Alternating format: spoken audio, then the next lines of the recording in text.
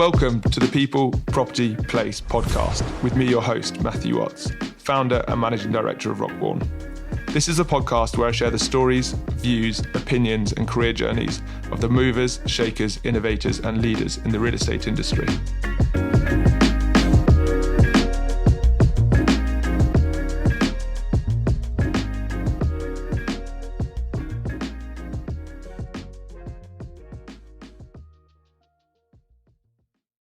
Welcome to the People, Property, Place podcast. Today we're joined by Alex Kim, Director of Workplace at the Crown Estate. Welcome to Rockborn HQ and our Grade A podcast space. Thanks so much for joining me today. Thanks for having me, Matt. Very kind to be invited. Not at all. Well, look, a place I always like to start on the podcast is, can you give me a little bit of background to your kind of maybe personal life and story before kind of maybe moving into why you decided to get into real estate? Yeah, I'm married. I have a family, 3 children, 2 a bit older, 12 and 11, relative to my age. A young one is 2, so it's quite a big range, big gap, which keeps us pretty busy at home. Live in West London. I moved just before Christmas, which was deeply stressful, but also hugely satisfying. I've lived in London all my adult life, grew up, or born in London, moved and lived as an expat when I was young, lived in Seoul in South Korea. Oh, wow. And came back to the UK in my teens. Went to boarding school whilst my family was still out in Korea, and then eventually came back and settled and just sort of muddled through it. Awesome. And you know, through post-schooling, you went to university and you did music. Yes. What was the choice behind that? And I'm interested to know that pivot, that epiphany and how real estate came around. Yeah, I was academically unremarkable, I think is the polite way of putting it. And I loved music. It was something I inherited from my parents. It was a sort of passion, something that really kind of got me up and got me excited about things. I spent more time probably playing in bands and trying to be, Hendrix at school, but quickly realised I wasn't Hendrix at school, and that wasn't going to be my way. And my parents were quite insistent that I try and pursue university and some higher education. And so I found sound engineering as a kind of semi-vocational route. It's kind of still pursuing my passion. And I loved it. It was great. I can't think of something that's more enjoyable, spending time, even sitting here with microphones and headphones. It sort of tickles and scratches that itch. It's a bit sad. But and I learned at university that it was perhaps a bit of maybe it could be a flaw or a mistake to try and pursue your passion and turn it into your career always. Because that, I think, can take something you love, particularly if it's creative and it's artistic, and turn it into something quite laborious, quite literally. And I had these amazing lecturers at university who had Grammys, and I thought, this person's a Grammy and they produced X, Y, and Z. At the time, I didn't really reflect to say, why is this person with Grammys lecturing at ex-Polytechnic in West London? And I didn't reflect on that until afterwards, perhaps. So property, real estate was complete accident. And it was, I came to real estate because I needed to pay the rent. And it was getting a bit tough trying to make it in sound engineering. And it was through a sort of a slightly tenuous sort of familiar link that I was given an opportunity to start up as a commercial estate agent at Clussons. And timing-wise, it's probably quite a difficult time because that was 2007, 2008? It was early 2007 when I started at Clussons. So I don't think the music hadn't stopped yet. So it was still quite a buoyant time. And then sort of to come in and work in the West End office agency community was quite intimidating because it was a really successful time. Things at the time had never been better. And that was the theme, that was the mood. And I knew so little, I'd never thought about property in a way, any shape or form really, apart from era buildings. I was quite ill-educated or uneducated in the matter. Everyone around me, were excited, go-getters, hungry, either had property in the blood or had friends from university that they'd all come through this sort of cohort and were on their sort of graduate programs, and I was there sort of just making it up as I went along, like a complete fraud. But at the same time, I had a really good boss who kind of really was patient and also gave me the opportunity in the first place to get a bit of go. And so put a suit on, wear a tie, take the keys and the particulars, go open some doors, and kind of pick it up as you go. Actually, I think it was a great way without coming with this sort of expectation of what the career could be. It was just, here's a job. And you were at Clussons for a couple of years. Was there pressure to get your letters and maybe do another degree alongside your APC, or was that question at the time? It was talked about in my peer group there. who've all gone on to do some great stuff, were all on the grad program. They'd all graduated from various universities and pursuing that. And I wasn't sort of directly impressed, because I'd gone straight into agency work, that there isn't the same need or onus to be qualified. There are many successful agents out there who haven't ultimately been chartered. And so I think the pressure probably came from me more than anyone else. I was thinking to myself, gosh, I'm going to fall behind, or I am falling behind, or there's a ceiling that I'll hit because I haven't learned this mystical knowledge only privy to those who've become chartered, which ultimately I've never ended up pursuing that. I think after a certain amount of time, you go through kind of career thresholds. I think 5 years, 10 years, 15 years. In 5 years, a letting you've done might come to an end, or there might be a rent review or something. So you have these sorts of bits of work. It's always things come back and either haunt you or remind you of something you did in the past in property, because that's the nature of it. And so I think after a certain period of time, it became less and less relevant, albeit even after 10 or 11 years when I was looking to move on from agency work, it did come back and haunt me a little bit. There would be people who sort of question, say, well, why didn't you get chartered? Or you don't have property management experience or something specific. But I think that speaks more of the people hiring than it does necessarily of the candidate. I don't think there are some extraordinary people in this world who are not chartered, and they run phenomenally successful businesses in real estate, in development. So I think that's more the insecurity of the organisation hiring if they're so reliant on full letters.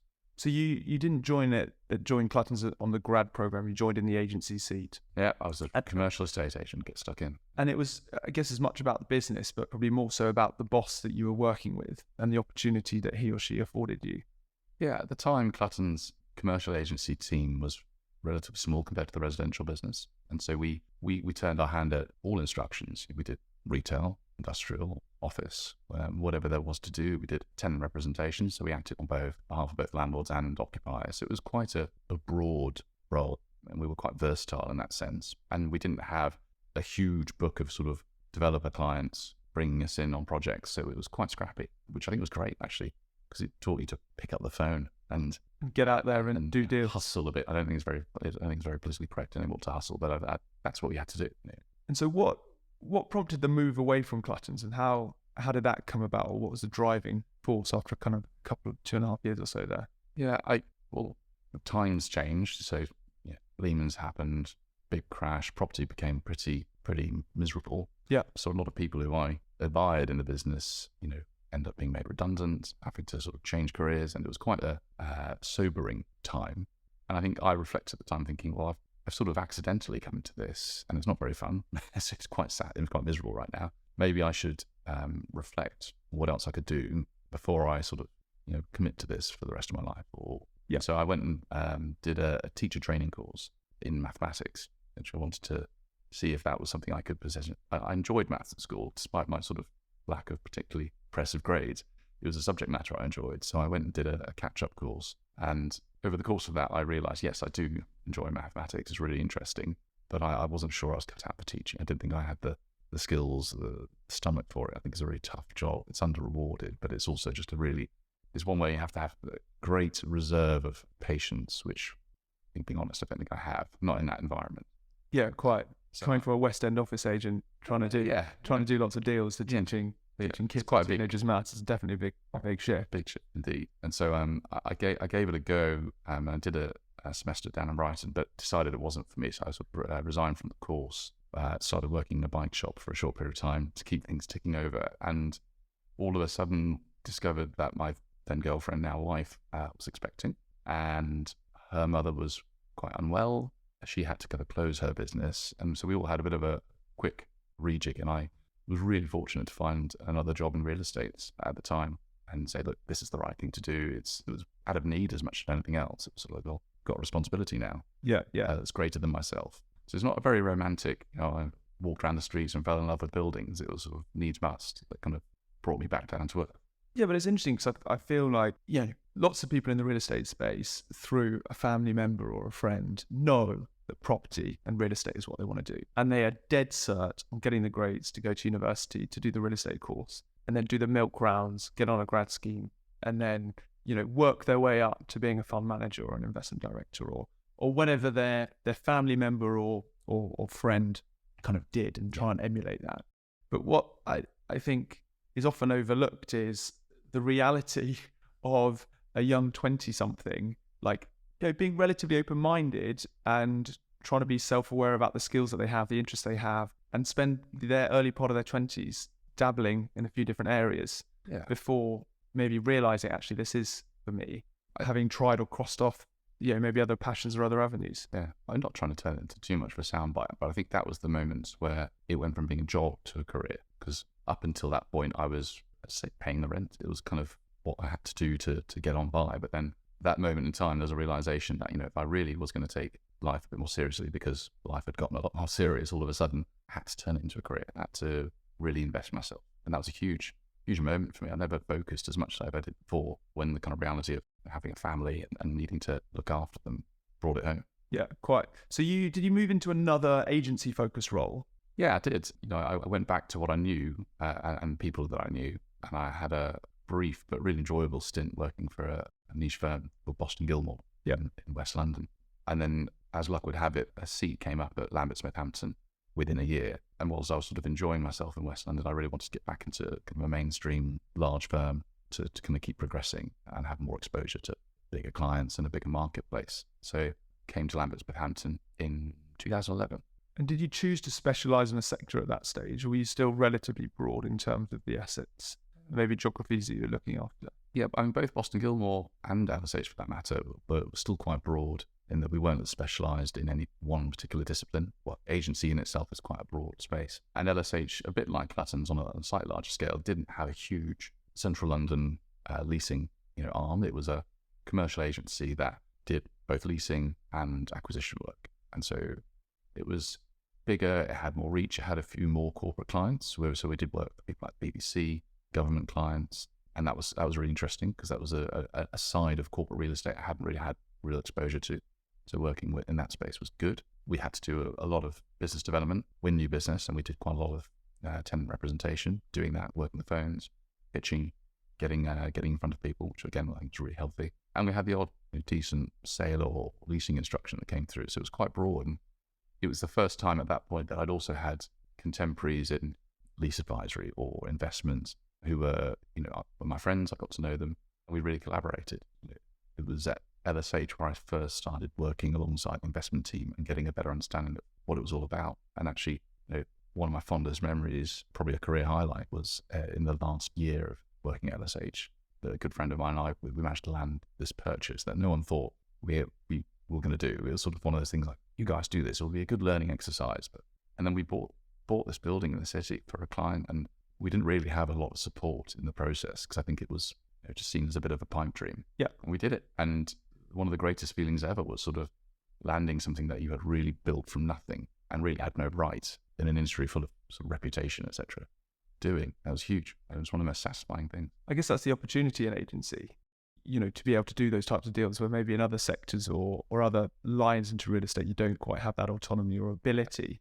I also think in bigger firms, people get streamlined more quickly, the teams are more established, and we were able to, we had a bit of a free rein to improvise, because there wasn't this book of work. So it wasn't even like there was a West End team versus a city team. It was Central London investment, Central London office agency, and therefore we could go out, and then there wasn't anyone saying, hand that over, that's my patch, or anything like that. It was just go on, make it work, be entrepreneurial, which was actually really good. So you came to property through agency, kind of came back to property through agency. And I guess being in a bigger firm, as you've alluded to, you got exposure to lots of different departments and different areas. Did you know that agency was the right fit for you from a personality perspective and an enjoyment perspective?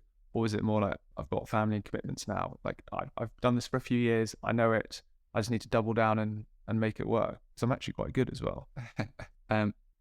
I consider myself to be quite introverted, actually. And so agency, I think, tends to attract quite gregarious characters, and people are sort of comfortable in the company of lots of others and strangers. And I think over the course of my adult life, I've had to try and master that and learn. And I'm not saying that I completely affected personality, but I've had to, when I left school, I started working in restaurants and catering and bars, and that's quite a good schooling to kind of break the ice with a client or a customer and say hi.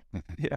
And try and get a tip at the end of the night. And that's, in a way, I think I drew a lot from that. And when it came to trying to meet new people in the industry, make small talk or meet a prospective client and win their confidence over. Because I think when you've got an hour and a half in a restaurant, you don't have a lot of time to win them over and give them a great night. So I think it's extrapolating that idea. And I think even at that point in time at LSH, not being qualified, etc., I think I still felt somewhat self-conscious that I didn't really have the skills to kind of do something outside of agency. Didn't have the competence or competencies. And so I the letters. Yeah, is that imposter syndrome? Yeah, massively. I don't think it's not something I carry around anymore, but it was at the time. I think I just thought I'll keep working like this. I'll work with other people. I'll learn. I'll try sort of through osmosis to kind of pick up everything. And I guess that's effectively what I did. And I think when I finishing at LSH on that high of buying and building, etc., I think I certainly thought I was quite clever. I thought I'd really achieved something. And then when I moved to Edward Charles, a niche practice which had been around for the best part of 40 years, it was so humbling because I thought I was quite clever, and I realised I really knew nothing. Or there was a whole world that I knew nothing about still, and that was quite humbling, but also a great opportunity because there's just more to learn. What was the prompt that made you leave the bigger or mid-sized practice to go niche and go super specialised?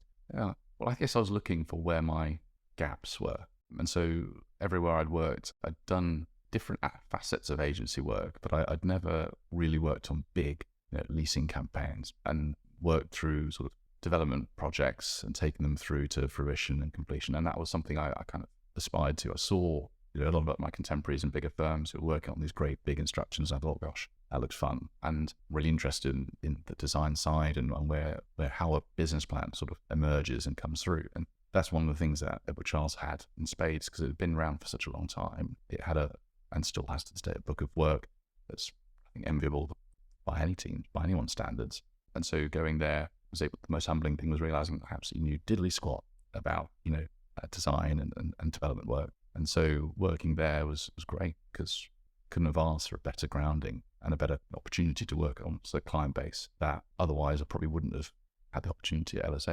And there's, I guess, no hiding in a small business. Absolutely not. And it's all fee-driven work, right? So at the end of the year, the book resets, or that's the reality. Albeit, I think one of the funniest things, I think, when I was at Edward Charles, it's particularly private information, but we never talked about money. It was, as a youngish or sort of associate level person there, no partner in that business sort of was there standing over my shoulder saying, "What are you billing? What are you billing?" It was always quality first. So it was a belief and I guess a confidence built from, if we are doing the very best job we can on behalf of our clients, telling them what they need to hear, not what they want to hear, and delivering, that will ultimately come good, and the money will follow. And I'm sure the partners had to think about it and talk about it amongst themselves, but it wasn't something that they put upon the employees. And I thought I really liked that, because it just gave me the focus of really just thinking about quality, thinking about how do I do my job to the best of my abilities, rather than just numerous phone calls and business development. They're heading your head against the... It's still important to win business, but it was doing so from a place of credibility, and not trying to just race to the bottom, compete on fees. We were either the right firm, we were either the right people for you, or we weren't. And whilst we'd be commercial and competitive to an extent, that wasn't our USP. Yeah, being the cheapest service provider isn't really what we wanted to be, and it was not the space that we worked in. Yeah, and certainly not the way to pick up the best instructions in town either. No, absolutely not. You don't want to dilute what you do. And that was always a balance. There are only so many hours in the week that you can work. You better try and spend them on the best possible. So you spent 4 years at Edward Charles and decided to leave in February 18. What was behind that decision between wanting to leave Edward Charles? Yeah, it wasn't because I wanted to leave Edward Charles. Far from it. I think it was probably one of my happiest times in my career working at a firm that had that kind of resolve and that credibility. But I think I reflected on what the partnership was able to do, thought about my own skill sets, and if I'm honest, just didn't think I had what it took to make that step. And maybe time would have proved me wrong, but I think I was also just conscious of being now in my 30s and wanting to think about the next decade of my career. And sadly, it'll be more than a decade, 20, 30 years of work and the rest of my life, and thinking, if I don't have what it takes, what will I end up being? I think the theme of 2008, 2009 being made redundant at what feels like kind of the prime of your life, I've carried that around all my career. The need for relevance and resilience in your career was a huge driver. Yeah, and it's probably a sort of a chip on my shoulder. And so I thought, well, if if I've perhaps done as much as I can do here or contributed as much as I can, it's probably time to kind of move on, try not to plateau, keep learning, find what I don't know. And I knew all the things I enjoyed about it with Charles were projects and seeing the construction side of the industry kind of call to me and say, like, this is quite cool, get your hands dirty, get stuck in something. And I've been in so many project meetings where the client's an asset manager, and you walk out the room and then the design team walks in and you go, quite like what they're doing. Like, I'm really interested, wish I could stick around. And so that was the compulsion. Yeah. But, even at that point, it wasn't straightforward. I didn't have letters. Actually, as much as Charles is very well known in central London, it's not something that every fund is aware of. Every asset management business doesn't necessarily know them unless they're playing in kind of prime central London markets. So threw a lot of mud at the wall and spoke to a lot of people and knocked on a lot of doors, that kind of thing. It's definitely difficult trying to move from agency, advisory side to the client side, because you always get typecast. I mean, I was in a meeting yesterday with a propco, and they're looking at hiring an asset manager, and they're open to hiring someone from the advisory side.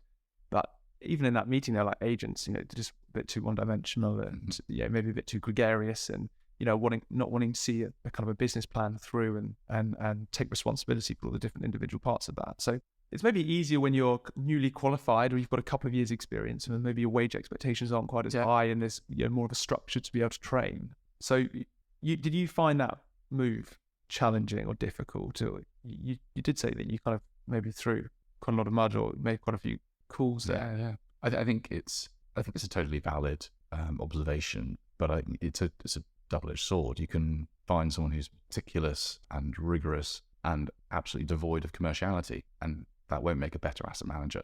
Someone who's very process-led, is sort of by the book, might not see where the opportunities lie.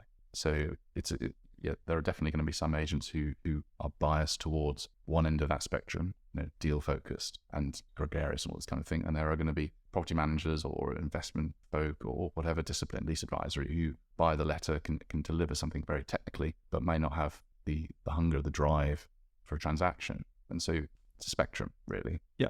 And asset management's a very broad church, if you like. An asset manager at a fund versus asset manager in a property versus asset manager in an estate has a different job, a really different role. So I found it, I think maybe it then comes down to personality type. I found the opportunity to turn my hand to things that I didn't have a lot of experience in wonderful. I think it was like starting my career all over again. I joined real estate having not Scooby-Doo about what I was doing, put on a suit, carried the keys and learnt as I went. And I took the same approach to moving client side, and I wasn't afraid to ask people questions. I think that was a really important thing.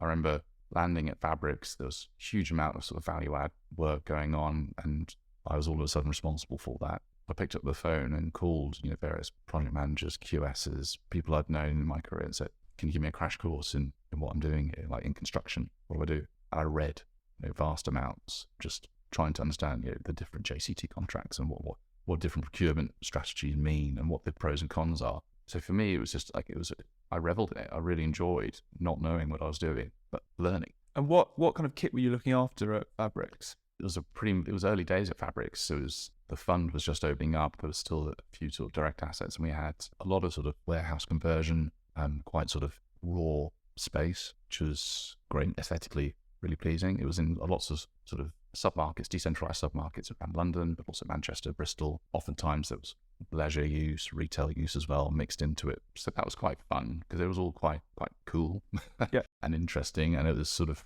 obviously all pre-COVID, so the world was sort of an interesting place. Everyone was looking for kind of quirky, characterful environments.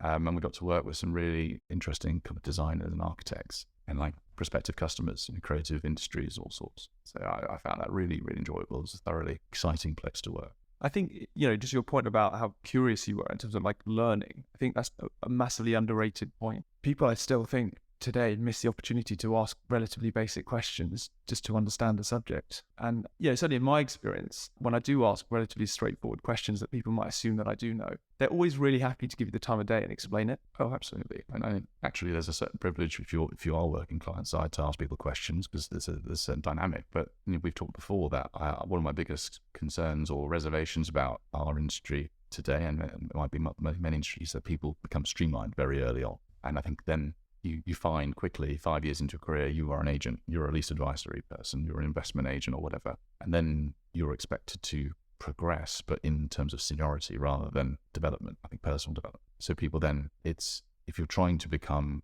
an associate, a director, a senior director, whatever the terminology is of your firm, it doesn't look good to ask questions. You're meant to kind of know it all.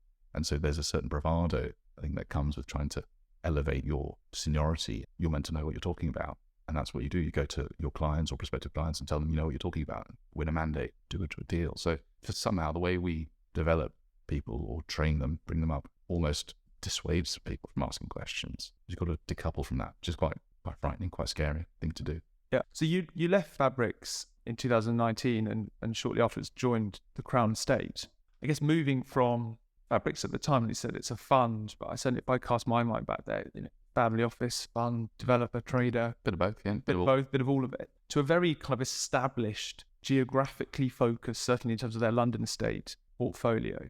That must have been a challenge and a bit of a culture shock. And yet naturally a very different place, culturally and just, in terms of scale. Funnily enough, the Crown Estate was one of my first clients that I'd ever acted on behalf of when I worked at Classons. So there was a certain sort of coming home kind of sense to that, maybe. And there were people at the Crown who I had worked with when I was at Classons. So that there was a certain familiarity there. I'd acted on behalf of customers in the Crown and acquired offices there. So I'd sort of, over the course of my career, had involvement. And they're incomparable, really, as organisations. It's just the asset class, if you like, that married the two. But I think coming to the Crown from places like Fabrics and from being an agent for a long time, I sort of brought with me a slightly contrary approach, an unconventional view on things. And because I'd always pushed to be quite broad, trying to at least take an interest in things outside of my core knowledge, I found that really, really helpful when I came to the Crown. I found I had a great deal more latitude than I expected. I found that the portfolio I took responsibility for, I had a great deal of autonomy around how delivered performance, how I procured work, how I designed work. It wasn't set in stone how you did things, and that was hugely liberating. I didn't appreciate that before I joined, but the scale of the business means that individuals have to take a lot more responsibility for what they're doing. So autonomy comes with accountability. You can't sort of just go off and do what you want and have no recourse. But I was happy with that. I'd already absorbed accountability and liked it. So the Crown is a very different beast, but actually if you enjoyed the subject matter, if you enjoyed spaces, you won't find a better collection of buildings anywhere in the world, I think, objectively to work with. That the history, the quality, the scale, the geographical focus of it, it's just extraordinary. So for someone who doesn't know who the Crown Estate is, who maybe they're not in real estate, because I think everyone who is in real estate would know the Crown. Can you just give me a bit of an overview of the Crown? Because it's got a few different angles to the business, and then kind of maybe give me a bit of a focus in terms of your patch initially, and then maybe how that's expanded as well. Yeah, it could be another podcast altogether to talk about Crown Estate, but in short, it's quite, everyone's unique, but this I think is genuinely quite unique. I don't think there's a comparable organisation out there because it has the facets of being public sector as well as being private sector in a way. But the assets, the portfolio, the estate is the belonging of the monarch, but the revenue that we generate, it goes to the exchequer, crudely. And that's a really interesting dynamic. And I think for me, being a public money manager, if you like, is a really, not that I have a conscience that needs salving, but it gives me a great purpose around contributing to the nation's coffers and making sure that we're doing something that's very positive. All of our work has a purpose for good, shall we say. And it's governed through a constitution that ultimately places best practice at the heart of it. So there's long-term vision, all these sorts of phrases that come around, but ultimately we just try and do things as best as we can and try to be not necessarily a leader, because I don't think we want to set out and say that we know best, but I think we're happy to kind of explore and pioneer and push for best practice and take some risks that others can follow and improve upon. Don't always say that we're trying to look for the answer, but we'll open some doors and we'll test. And that, sustainability is probably one of the biggest points that is on everyone's mind. How do we do what we do with the least impact or least negative impact? Yeah. And it governs so much of our decision making, our thinking. So the business has such four main facets: the central London portfolio of offices, residential and retail, which sort of everyone can identify with, up and down Regent Street, from the BBC to the Mall. We have a regional portfolio, which is weighted more towards retail at the moment. We care for the Windsor Great Park, Southall Gardens, and we also have a marine business essentially cares for and commercializes the seabed and foreshore, which is it's land, it's very wet land, and the potential there in terms of energy generation is extraordinary. And it's probably part of the business that will really explode in terms of growth. So you're director of workplace. Yeah. Could I categorize you as director of offices at the Crown? I know there's some funky changes that have been, there's been a bit of a restructure at the Crown, and there's been some new job titles that have come through. Yeah. Is that kind of a comparable job title to kind of, I guess, a bit more of a traditional title? Common parlance, yeah.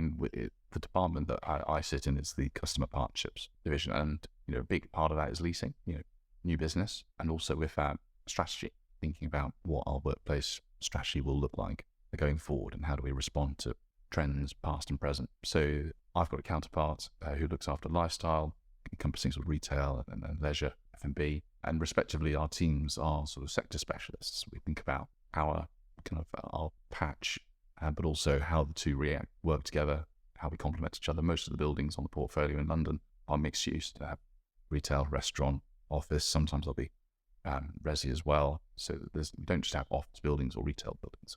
So it's hence the restructure and the rebranding, lifestyle and workplace as it were. So our asset managers, we think a lot through our customer lens rather than an asset lens, and it helps kind of clarify that. Our asset managers, they look after contiguous geographical locations, but west of Regent Street or east of Regent Street, and they focus their work around our incumbent customers. And the customer partnership team looks to new customers, new business, new opportunities. There's a way of helping understand who's responsible for what, where we're kind of pushing. Yeah. So could be head of leasing, could be head of offices, whatever. Head of asset management, lots of different titles. So talk to me about the office, I can call office portfolio. So it's vast. You'll tell me, but millions of square foot across the West End, and the office market's been changing rapidly over the last few years. And you'll tell me more, but certainly before COVID, but COVID's probably accelerated that as well. Yeah, I think it's a very well used phrase, and everything's been accelerated over COVID, and that's perfectly true. So the workplace portfolio at the Crown Estate, that which we directly manage, care for, we have a wider and a head lease portfolio, but the direct portfolio is about 2.6 million square feet of office space, and that is made up of both the large kind of signature developments that people might know us for, and down Regent Street and St James's. There's also a really large, let's call it granular or SME portfolio of spaces, 5,000-6,000 feet or less or smaller, and it's a kind of almost an invisible portfolio that people don't really know that we have, and we are one of the, I think, possibly the single biggest workplace providers in the West End. And so we have essentially a campus that we haven't called a campus, but we're trying to move it forward into a space that it behaves and feels that way, that a prospective customer could come and take a desk at 1 Headon Street, our serviced office, grow into a team of 4 or 5 people, and then take a private space, a team space, graduate, if you like, out of a serviced environment into a established, self-contained, managed suite, and in due course, hopefully if they're successful, grow further and take a place in one of our headquarters building. So we're trying to really develop that ecosystem, and to sort of diversify our products, so that transition is actually possible, because historically, irrespective of size, we've kind of sold offices through the same kind of traditional lens of Cat A space, long lease commitments, or as long as we can get out of people. And the shift is trying to embrace flexibility and create an ecosystem that's accretive to us, because we're always growing customers. Or if a customer needs to shrink, we can still accommodate them. They never leave. It's creating that stickiness. And that's really where I think we'll find success. It's providing what a business needs, whether it's almost an office subscription. And in life, we subscribe to all sorts of things. And you can upgrade your subscription, you can reduce your subscription. And if you think about it in that way, in that level of fluidity, at least you haven't lost. The worst thing to do is lose a customer, them to leave and never come back. And then acquiring a new relationship is always takes a lot more energy. Yeah. So retention is a huge thing for us to achieve. And it's important and easily overlooked. It's very exciting about winning a new mandate, but keeping someone is actually harder. How does a traditional property company with a long-term view that doesn't dispose of assets typically, how do they get their head around, running an operational company as well. I wouldn't say we have got our head around it, but we know we need to. It's sort of, there's a certain inevitability that across the sectors really, workplace, residential and lifestyle, we are asset owners are being pushed into a more operational role. And some groups can't do that, simply can't. They are set up to be a relatively lean outsourced business. Or maybe you only own a handful of assets, and so it doesn't warrant building up that capacity. But for us, it's inevitable. It has to happen. And we'll see that through the change in a lot of our suppliers. Like what does property management and facilities management look like in 4 or 5 years' time? I think we'll see this merge of agency work, management work, front of house, all come together and kind of be shaken around. We're seeing it all the time. Lots of the large consultancies are kind of reorganizing their teams regularly to kind of offer new product lines and new ideas, and they're consolidating them. They're going to, as they do this, as they find out what works, they are restructuring their service lines. And similarly, we will do the same, and we'll work out the right fit, whether it's all of it being in-house, or we outsource everything, or we find a hybrid to facilitate that. But customers' expectations are changing, and they're rightly so. It's quite exciting.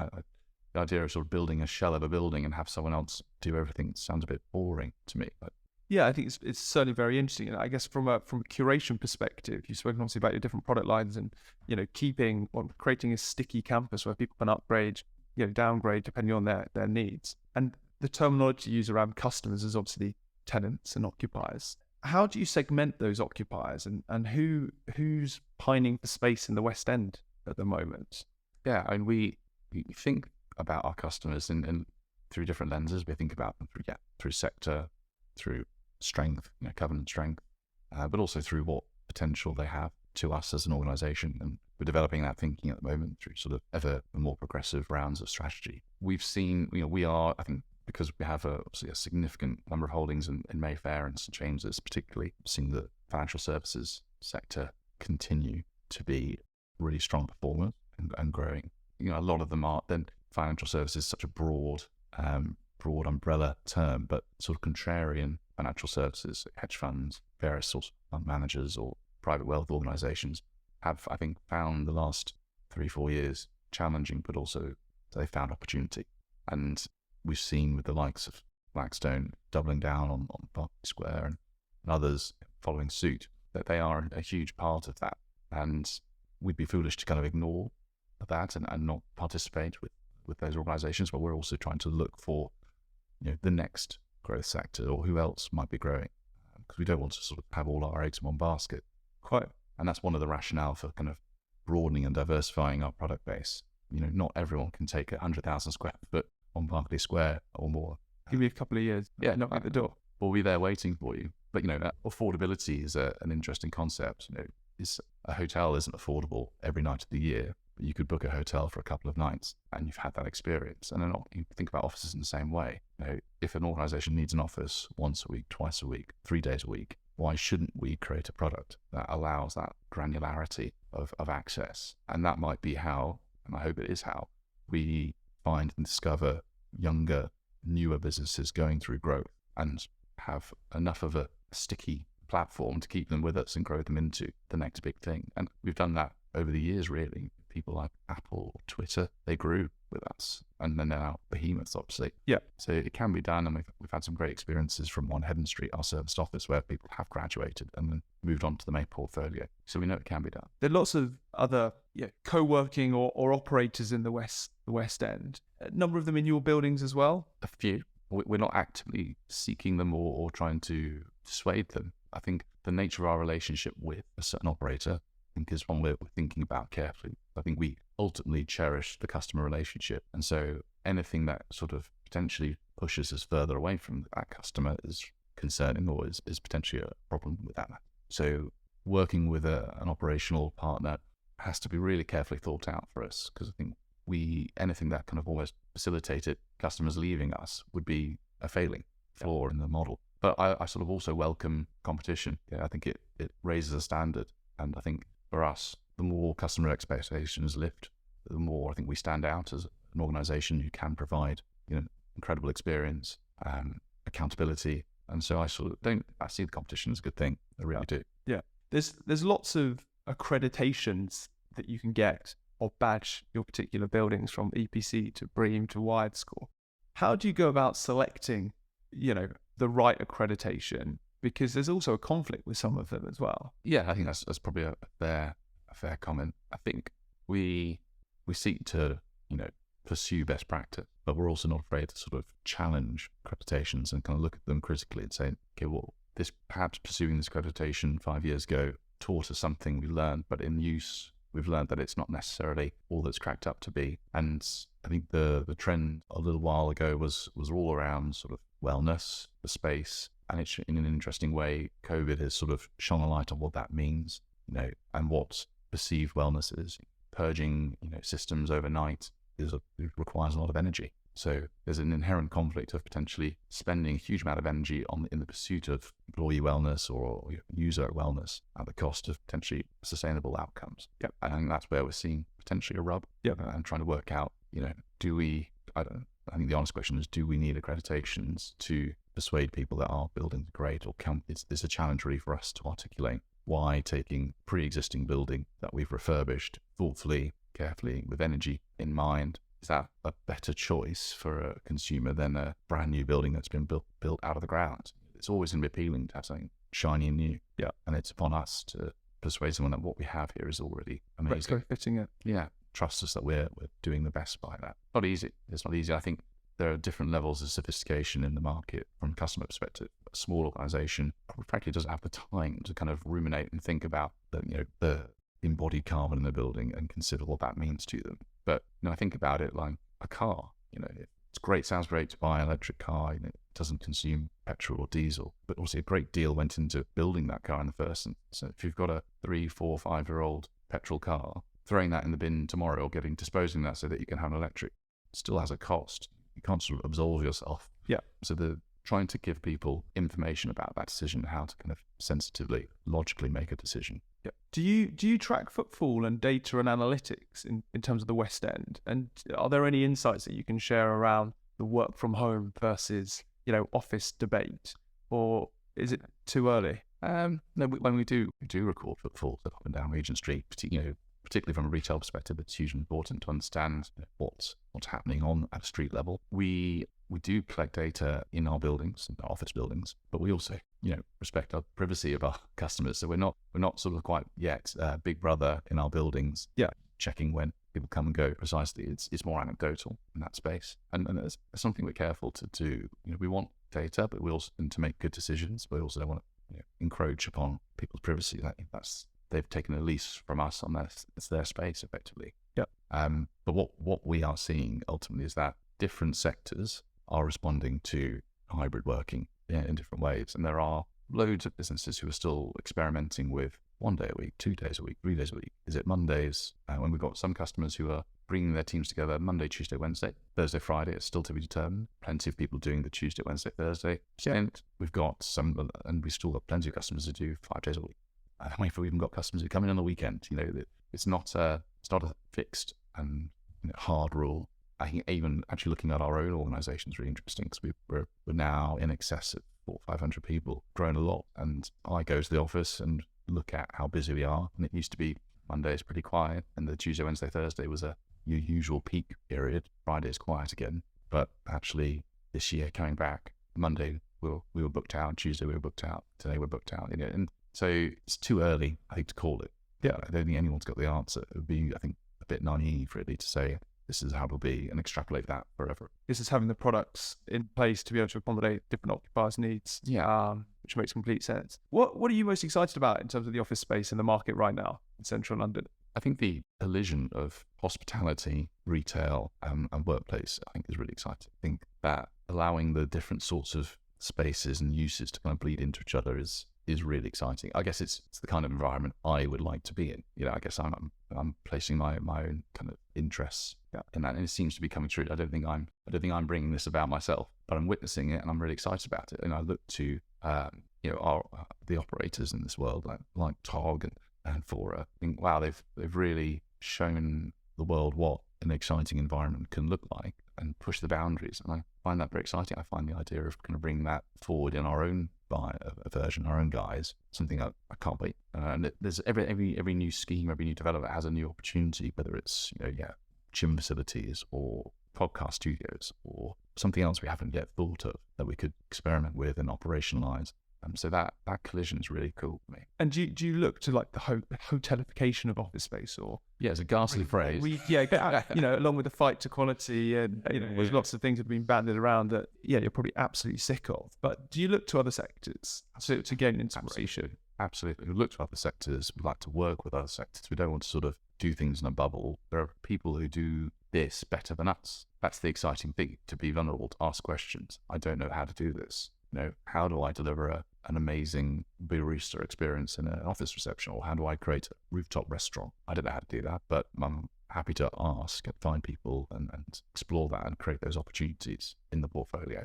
Build it in with a view that they'll come, and people will want it. And, I think, London as a marketplace is it's one of the most expensive and most sort of valuable marketplaces. So taking risk is risky. So I think London is an incredible place, but it's such a high cost of entry. Everything's really expensive. There's so much at stake, so much at risk. It's hard to take risks. And it's really difficult to kind of go against the normal, pioneer something different. And so I think one of the important things for us to do, we look to other submarkets and other geographies where it's less established, and therefore people are inherently more entrepreneurial. They take a view on things, have a go. I've traveled over the last year to Paris, Seoul, and Paris is still a very established marketplace, but you take things away from those different places and see how the approach to a building, to a space, and an attitude in terms of what could work in that, or hasn't necessarily been seen before, is taken. And that's really, for me, really inspiring. I like the idea of saying, well, the top floor of a building is the most valuable office floor, so that should be an office floor. Say, well, what if it was an amazing bar, restaurant? Would that drive value through the building if you could operationally make an amazing experience for your office customers? Most terrace spaces are windswept, dusty places that look great on a brochure, but don't ever get used to their full potential. What if we attached an incredible restaurateur's operation to that and made it so that our office customers could still go and use it, still have a great experience? To me, as an end user, putting myself in that's a building I'd love to work in. I'd love to be in a space where that's happening all around me. And if I go to hotels or operational office buildings that have kind of embraced that, I'm just in awe, and I really enjoy them as an environment. So I don't think it's that big a leap. Yeah. How, from a collaboration perspective, how much do you collaborate with your kind of nearest competitors, whether that is other big central London REITs or landholders or landed estates? Is there collaboration, or is it, do you look at afar from what someone's doing and think, oh, that's pretty impressive? Or do you lean on your agent community to kind of give you some insights? Yeah, both, I guess. I think our agent community, definitely one of the greatest values they bring are new ideas, they challenge us. And so this is something we've seen elsewhere, it's done elsewhere, that's really important. But at the same time, I'm generally open. I don't think we're going to sort of find the secret sauce to workplace and to keep it to ourselves and deliver this phenomenal product that no one else can do, because I still believe in raising the bar collectively, and that can be raising the bar in terms of service delivery, amenity, or importantly, sustainability. And so I think being collaborative is sort of imperative, really. I'm a pretty open person when it comes to talking about what we're doing, absolutely. But I generally I look for my contemporaries and reach out to them, talk to them about what they're doing, talk about what we're doing, learn from each other. I don't think we're giving away state secrets. Cool. Well, look, as we draw to a close, Alex, a question that I ask everyone on the podcast is, if you had £500 million, who are the people, what property and which place would you look to invest that? So if you're going to assemble an awesome team or people that you'd like to work with, who are those people that you would have on board? I don't know how I'd specifically spend 500 million. You could say, I'll take that 500 million and try and find someone else with another 500 million and do something big and amazing together. But I think I would try and address the gap that I think there is, which is it's not just about trying to sort of do a serviced office or a managed office or kind of facilitate essentially the kind of bits of operational work. I think one of the biggest gaps at the moment is building a proper hospitality platform for workplace environments, and sort of, I guess it's something that a lot of operational organizations are doing through management agreements. But I think there is still a space between them, whether it's Convene or TOG or others, to really delve into the front of house experience more than just a concierge. And I guess it's the like I said, there's the collision of different service providers that still exist in kind of slightly separate spaces, whether it's property management, facilities management, front of house, F&B, leisure, events. I think there's still an amazing space there. There's someone to steal a march and bring it all together for organizations like the Crown Estate who don't want to lose control of their customers, don't want to lose those relationships, but still want to bring the most incredible service to them. I think there is definitely a space there which someone, either an established player, a hotelier or a restaurateur or a serviced office business, will fill that gap. So that's what I'd probably do. I'd try and really find that opportunity and take a big risk on a big scheme, partner with a developer and say, we could make the most extraordinary environment for your customer. And in terms of the people and then the location of that location, central London, West End? I'm so biased to London. I think London has the greatest pool of organisations who would appreciate that. I think delivering that in a small tier 2, tier 3 town, city it's not going to resonate. You need to have, I think, a big enough and affluent enough community to kind of do it in the first instance. I'm sure it would then proliferate and diversify, but I think London's a great place to do that. I think it could be London, could be New York, could be Paris. I'm not so biased. If I had 500 million, I could probably be quite selective about where in the world. Where in the world do you do it? That. And people? I think people-wise, I think the trick there is to find people who are quite versatile. Having worked in restaurants and catering at the outset of my adult life, you can't just stick to your lane. You can't just be, I'm a bartender, so I make cocktails. I'm sorry, I'm not carrying those boxes, or I'm not helping you clean up that. Everyone has to get together. It's a team. So that mentality of kind of stepping out of what your prescribed job description is and working together for the greater good is people who can see that above their own kind of status in an organization. That's hugely important. No one is bigger than the group and the total. Yeah, and that's more of it's an attitude and mindset. It doesn't really matter what you bring to the table. It's how you all work together. Yeah, I think your background and the story and your view, there's so many learnings that I've learned, but no doubt people will learn as well from, rolling your sleeves up and trying new things and putting yourself out of your comfort zone and, not being afraid to innovate or try something new. So I've really enjoyed the conversation. And, other than having possibly the coolest podcast voice going, you shared a hell of a lot of insights and thoughts, and I'm really excited to see what you and the team at the Crown Estate do. So thank you so much for joining me today. Very kind. Thank you.